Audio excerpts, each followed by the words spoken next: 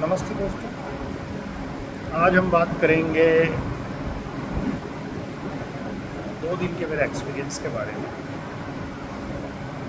इसमें क्या हुआ, एक पेशेंट है 96 ईयर मेल पेशेंट।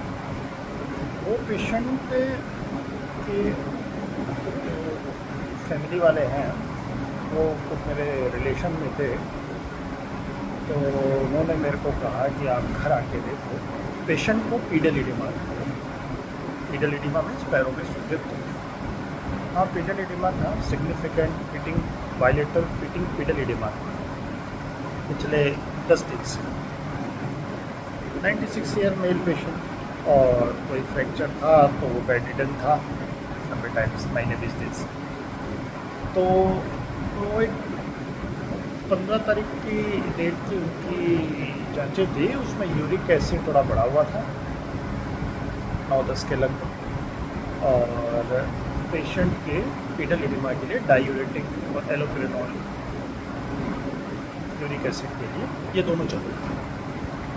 अब क्या हुआ कि पेशेंट जो है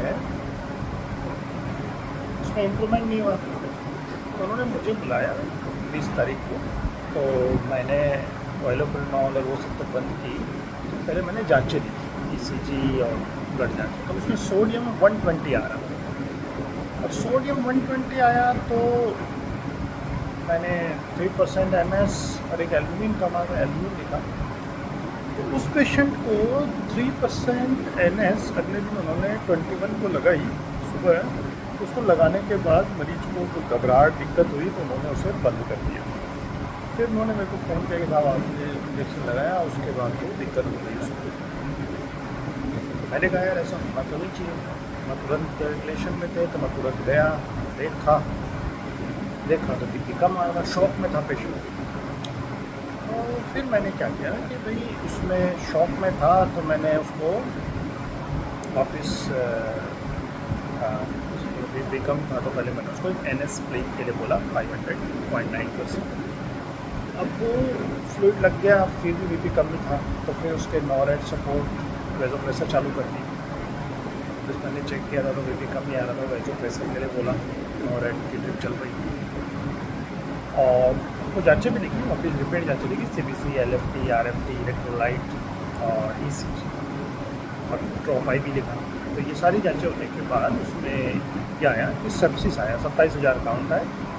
क्रिएटिनिन थोड़ा बढ़ा हुआ था, 1.9 था, और काफ़ी ठीक था, LFT ठीक था, इलेक्ट्रोलाइट भी, सोडियम भी 126 आ गया था। तो फिर अब इसको मैंने पिप्सो लाइनेजोलेट पे लिया है।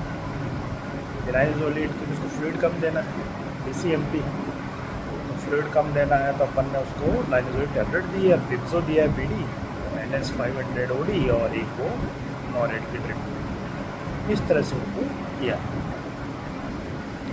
तो अब ये करने के बाद भी अभी बीपी उसका इम्प्रूवमेंट नहीं, क्योंकि अब वही है कि उसका कॉज अपना सेप्सिस है, तो सेप्सिस इम्प्रूव होगा तब वो पेशेंट शॉक से बाहर आएगा। अब मेरा सवाल ये है कि पेशेंट की क्रिएटिनिन डीरेंज है, तो AKI की स्टेज में पेशेंट को अपन अगर पिप्सो लाइनेजोलेट काम नहीं करते हैं, कौन सा एंटीबायोटिक के लिए।